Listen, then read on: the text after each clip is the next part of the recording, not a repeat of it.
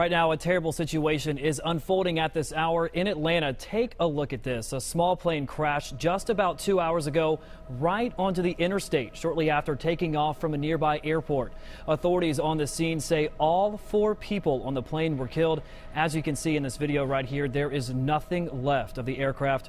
Right now, all lanes of Interstate 285 in both directions are completely shut down. Some perspective here. We're talking about Atlanta, and as many of you know, this is a main roadway through one of the southeast's largest cities. It's expected the roads there will be closed for hours, creating traffic nightmares all over Atlanta. Turning now to the Midwest, more violent weather and possible tornadoes are expected today as cleanup continues from the dozens of twisters that ravaged the area. As Don Champion shows us, Texas emergency crews are busy responding to a gas well fire apparently caused by the storms too. A mangled freight train is scattered across the tracks in northern Texas. Transportation officials are investigating whether heavy rains may have washed out the tracks, causing the derailment. 4 workers suffered minor injuries. An apparent lightning strike sparked a massive fire at a natural gas well near Dallas. No one was hurt. This one means business. Severe weather has been battering the southern plains. Another suspected tornado caused damage overnight in North Texas, and heavy rains left behind floodwaters.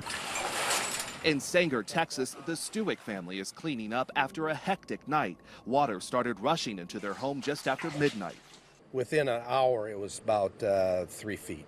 Here at the government's Storm Prediction Center in Norman, Oklahoma, meteorologists say the threat of tornadoes will only get higher this weekend. Tornadoes have already hit many people in central Oklahoma very hard. An RV park in Oklahoma City was demolished, and hundreds of homes in Bridge Creek were damaged. Mark Crick is confident Bridge Creek will recover. There'll be people from all over the United States just pour in here to help us, and we can count on it. There's no doubt they'll be here. I've seen it over and over. Crick says all his stuff can be replaced, but for him, this American flag was worth saving. Don Champion, CBS News, Norman, Oklahoma. Wow, those are some crazy images out there. Definitely thinking about everybody out there. Back here locally, though, thousands of police officers are headed right now to Washington, D.C. for Police Week.